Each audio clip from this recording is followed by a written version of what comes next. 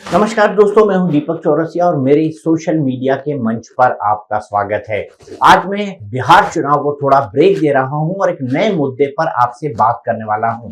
ये नया मुद्दा बेहद गंभीर है, ये नया मुद्दा बेहद संवेदनशील है क्योंकि ये हमारी राष्ट्र से जुड़ा हुआ है। हमारे राष्ट्र के अंदर जो गतिविधियां चल रही होती हैं और जो राष्ट्र विरोधी लोग हैं उनको इससे कैसे बल मिलता है, इसका भी खुलासा करूंगा। ये पूरा मामला है हलाल सर्टिफिकेशन को लेकर। आपको पता है जितने भी खाने पीने के प्रोडक्ट होते हैं उसमें मुस्लिम समाज की मांग पर एक हलाल सर्टिफिकेशन किया जाता है। यानी कोई भी प्रोडक्ट हो, जैसे मांस और मछली में तो समझ आता है कि उसे हलाल सर्टिफाइड होना चाहिए, लेकिन कॉस्मेटिक्स, लेकिन साबुन, लेकिन शैम्पू, लेकिन पानी, क्या ये सब तमाम चीजें हलाल सर्टिफाइड होनी चाहिए? हमारे रोजमर्रा के इस्तेमाल की जितनी भी चीजें हैं क्या उनमें भी हलाल सर्टिफिकेशन होना चाहिए? अब हलाल सर्टिफिकेशन सामानों से निकलकर हर चीज के अंदर आ गया है। हलाल सरिया, हलाल अस्पताल, हलाल घर, हलाल सोसाइटी, ऐसी कई चीजें हैं जिसको लेकर समाज में समय समय पर जो है आवाज उठती है और समय समय पर इन पर कार्रवाई भी होती है। लेकिन इस पर सबसे बड़ी कार्रवाई की है उत्तर प्रदेश सरकार ने, और उत्तर प्रदेश सरकार ने आज इसी मसले पर एक बड़ी बात कही है। उत्तर प्रदेश के मुख्यमंत्री योगी आदित्यनाथ ने कहा कि आप जब भी सामान लेने जाएं तो जो मुसलमानों की मांग होती है कि सामान को हलाल सर्टिफाई किया जाए, वैसे हलाल सर्टिफिकेट वाले सामान को खरीदे नहीं, क्योंकि उत्तर प्रदेश में इनकी खरीद और बिक्री पर पूरी तरह से रोक लगी हुई है। यहां तक योगी आदित्यनाथ ने बताया कि उत्तर प्रदेश में नहीं, पूरे देश के अंदर माचिस यानी दिया सलाई, उसको भी हलाल सर्टिफिकेशन दिया जाता है। साबुन को हलाल सर्टिफाई किया जाता है। उन्होंने ये बताया कि अनाज को भी हलाल सर्टिफाई किया जाता है। अब बताइए, बेसन, गेहूं या फिर चावल, ये कैसे हलाल सर्टिफाइड हो सकते हैं? आटा कैसे हलाल सर्टिफाइड हो सकता है? ये भी अपने आप में एक बहुत बड़ी बात है। मैं आपको बताऊंगा कि हलाल सर्टिफिकेशन है क्या और हलाल सर्टिफिकेशन क्यों होता है, और ये कुछ मुस्लिम संगठनों का कमाई का जरिया क्यों बना हुआ है। और ये वो तमाम मुस्लिम संगठन है जो सरकार को एक पैसा नहीं देते और हलाल सर्टिफिकेशन देने के बाद जो पैसा आता है उसको अपने जेब में रखते हैं और उसको लव जिहाद के अंदर इस्तेमाल करते हैं, जबरन धर्मांतरण और जो डेमोग्राफिक चेंज है उसके लिए इस्तेमाल करते हैं, और कई कई मामलों में तो इन पैसों की आतंकवाद में भी इस्तेमाल होती है। आपको पता है ना, एक संस्था है जमीयत उलेमा हिंद, वो भी हलाल सर्टिफाइड प्रोडक्ट्स को करती है और उससे करोड़ों रुपए कमाती है, और इन करोड़ों रुपए का इस्तेमाल वो कहां करती है आप ये बहुत अच्छी तरह जानते हैं। ये संस्था जो आतंकवाद में केस जिन लड़कों पर चल रहा है उनके लिए मुकदमे लड़ती है और उनको बेगुनाह साबित करवाने के लिए काफी जद्दोजहद लगती है, अब करती है। अब सवाल यहाँ पर ये खड़ा होता है कि एक ऐसा व्यक्ति जिसके ऊपर आतंकवाद जैसे गंभीर इल्जाम है, उसके पास अपने बचाव का अधिकार तो है, लेकिन उनके लिए चंदा इकट्ठा करना या हलाल सर्टिफिकेशन से पैसे लेना या ज़कात के पैसे लेना, उस पैसे का इस्तेमाल किसी आतंकवादी गतिविधि में शामिल व्यक्ति के लिए क्यों किया जा सकता है, ये भी अपने आप में बड़ा सवाल है। आज योगी आदित्यनाथ ने इस मसले पर साफ साफ कहा कि दिया सलाई तो किस आधार पर हलाल हो सकती है। मैं आपको अंतर समझाऊंगा, हलाल क्या है, हराम क्या है। हलाल का दूसरा फॉर्म तो यही होगा ना, हराम। तो क्या जो चीजें हलाल सर्टिफाइड नहीं है क्या वो हराम है? ये भी अपने आप में एक बड़ा सवाल है। देखिए, मीट प्रोडक्ट्स के ऊपर हलाल चलता है, लेकिन बाकी प्रोडक्ट्स को कैसे हलाल करा जाएगा ये अपने आप में बड़ा सवाल है। इसीलिए योगी आदित्यनाथ ने कहा कि अब तो माचिस भी हलाल आने लग गई है। अब हलाल माचिस कोई कैसे होगी, इसको लेकर उन्होंने एक तंज भी किया। अब सबसे पहले ये समझ लीजिए कि हलाल सर्टिफिकेशन है क्या। जब भी आप कोई सामान लेते हैं, खाने का सामान लेते हैं या फिर खास तौर पर मीट प्रोडक्ट्स लेते हैं, तो उसको हलाल सर्टिफाइड कराना जरूरी होता है।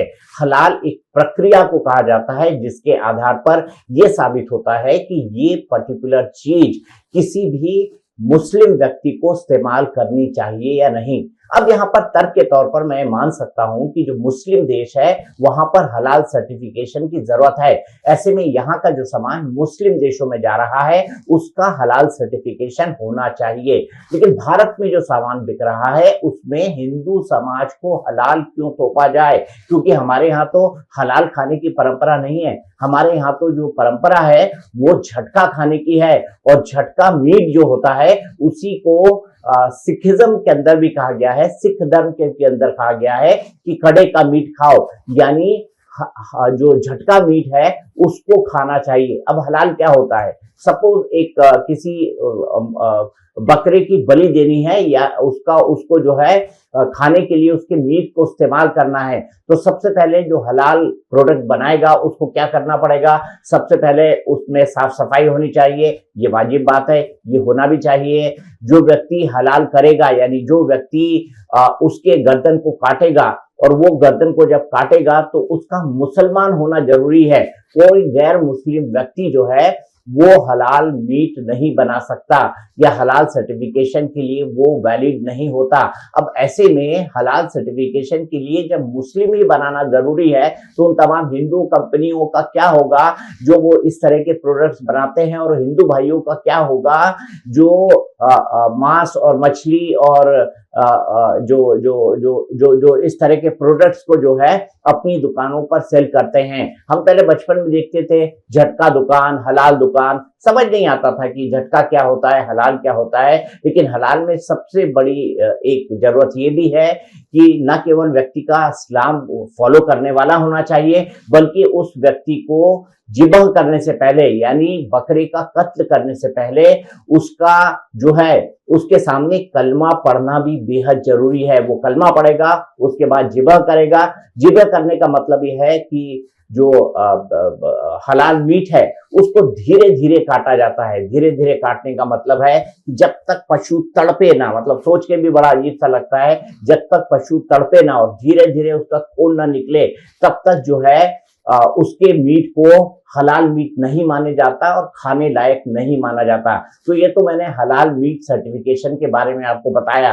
अब ये कौन कौन सी एजेंसियां सर्टिफाई करती हैं? क्या ये सरकार सर्टिफाई करती है? बिल्कुल नहीं। क्या ये भारत सरकार की कोई प्रमाणित एजेंसी सर्टिफाई करती है? बिल्कुल नहीं। ये ऐसी कंपनियां हैं जो मुस्लिम संगठनों ने खड़ी की है, जैसे जमीयत उलेमा हिंद, इसकी भी अपनी एक हलाल काउंसिल है।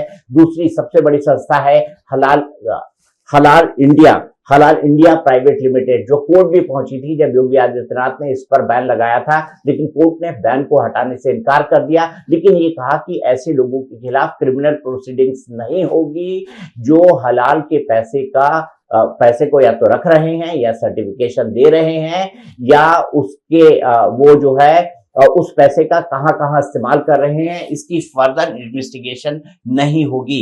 यहां पर सबसे बड़ी बात है कि आखिरकार पानी को क्यों हलाल माना जाए, जो सब्जियां हैं उनको क्यों हलाल माना जाए, किसी बिल्डिंग को क्यों हलाल माना जाए, सरिये को क्यों हलाल माना जाए, अंडों को क्यों हलाल माना जाए। फिर ये भी सवाल खड़ा हो जाता है कि बेसन को कैसे हलाल माना जाए, चावल को कैसे हलाल माना जाए। तो इसके लिए जो है ये संस्थाएं बड़े अजीब से तर्क देती हैं। इनका ये कहना है कि कई बार ऐसे सामानों को प्रिजर्व करने के लिए एनिमल फैट का इस्तेमाल किया जाता है, पशु के वसा का इस्तेमाल किया जाता है, कुछ उससे जुड़े और बाय प्रोडक्ट इस्तेमाल किए जाते हैं जो इस्लाम के अंदर बैन हैं। ऐसे में इन तमाम प्रोडक्ट्स को जो है ये प्रोडक्ट जो है वो हलाल हो, इसको साबित करने के लिए हम उस प्रक्रिया का अध्ययन करते हैं। अब सवाल है कि क्या इनके पास कोई लैब है जिसमें अध्ययन करते हैं, जिससे पता लगाया सके कि प्रिजर्वेटिव से चीजों को बचाने के लिए किन किन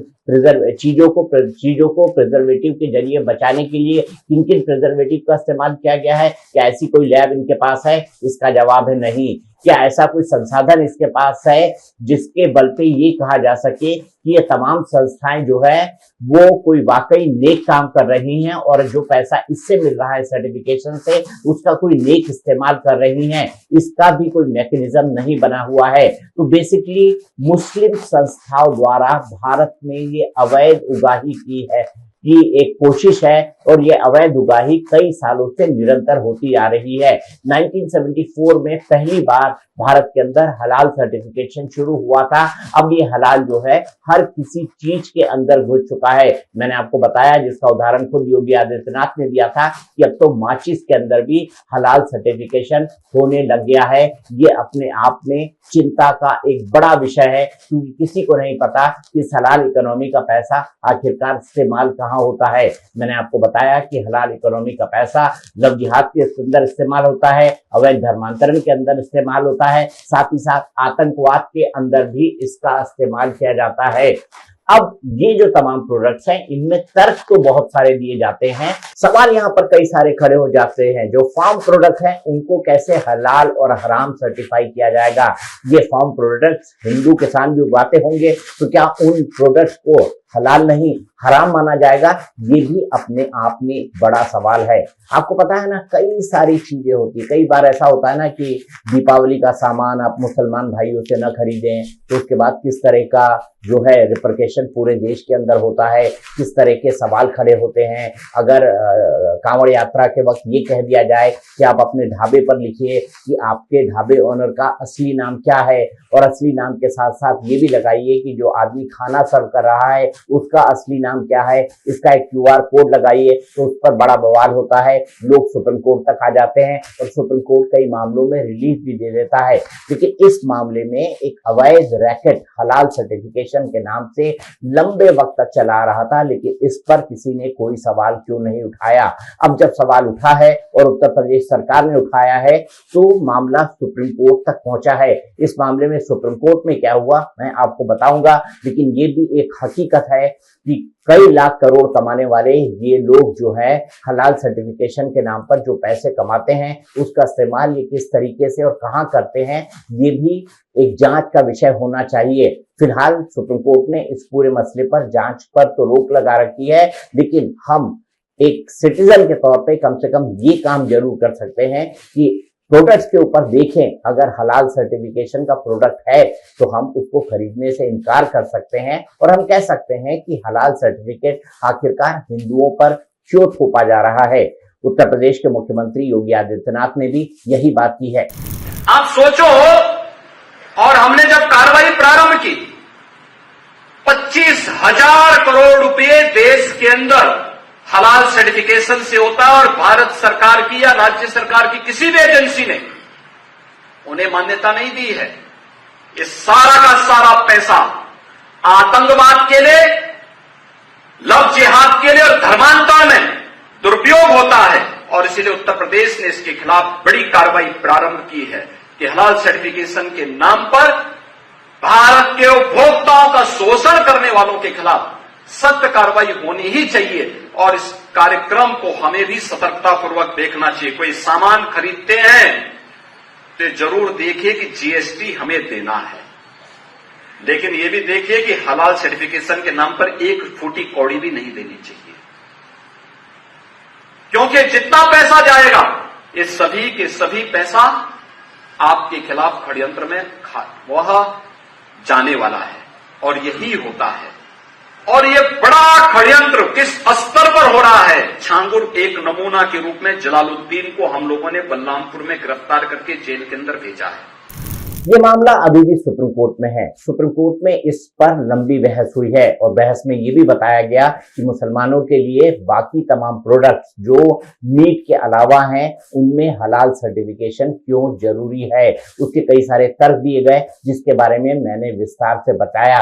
लेकिन क्या ये संभव है भारत में जिस तरीके का हलाल सर्टिफिकेशन मुसलमान लोग चाहते हैं, अगर वैसे सर्टिफिकेशन सही ढंग से होने लगे तो मेरे ख्याल से 80% अनाज या 80% सामान इसलिए रिजेक्ट हो जाएगा क्योंकि उसको हिंदू भाई बनाते हैं। ऐसे में ये देश के लिए राष्ट्रीय एकता और अखंडता का भी बड़ा संकट खड़ा हो सकता है। इस पर भी हमको विचार करने की जरूरत है। फिलहाल सुप्रीम कोर्ट ये कह रहा है कि इनके ऊपर दंडात्मक यानी क्रिमिनल कार्रवाई न हो। ये जो हलाल संस्थाएं हैं, क्योंकि योगी आदित्यनाथ ने इन संस्थाओं की जांच के भी आदेश दे दिए थे, मेरा ये मानना है कि ये जांच होनी चाहिए, ये जांच बिल्कुल होनी चाहिए, और ये पता लगना चाहिए कि हलाल सर्टिफिकेशन सर्टिफिकेशन के इस गोरख धंधे से जो पैसा निकल कर आता है, आखिरकार वो पैसा कहां जाता है। लेकिन सुप्रीम कोर्ट इस पूरे मामले को सुन रहा है। सुप्रीम कोर्ट में इस मामले में मार्च में फिर से सुनवाई होनी थी, लेकिन अभी तक ये मामला सुप्रीम कोर्ट में सुनवाई के लिए नहीं आया है। लेकिन मुख्यमंत्री योगी आदित्यनाथ ने आज इस मुद्दे को एक बार फिर से उठाया है, लिहाजा ऐसा लगता है कि अब शायद इस पर एक बार फिर से चर्चा चले और चर्चा चलने के बाद कुछ लोग कोर्ट पहुंचे और कोर्ट को बताएं कि इस मामले का निपटारा करिए, क्योंकि जब इन तमाम कंपनियों के ऊपर दंडात्मक कार्रवाई पर रोक लगी थी तब भी इसका काफी विरोध हुआ था। अब सुप्रीम कोर्ट इस मामले को सुनकर इस मामले पर क्या रुख लेता है, ये बेहद महत्वपूर्ण है। लेकिन ये बात तय है कि हलाल सर्टिफिकेशन का गोरख धंधा ना तो हिंदुओं के लिए ठीक है, न सिखों के लिए ठीक है, न क्रिश्चियन के लिए ठीक है, न बौद्ध लोगों के लिए ठीक है। ये सिर्फ इस्लाम मानने वाले मुसलमानों के लिए ठीक है, लेकिन इसे पूरे देश पर थोपा नहीं जा सकता।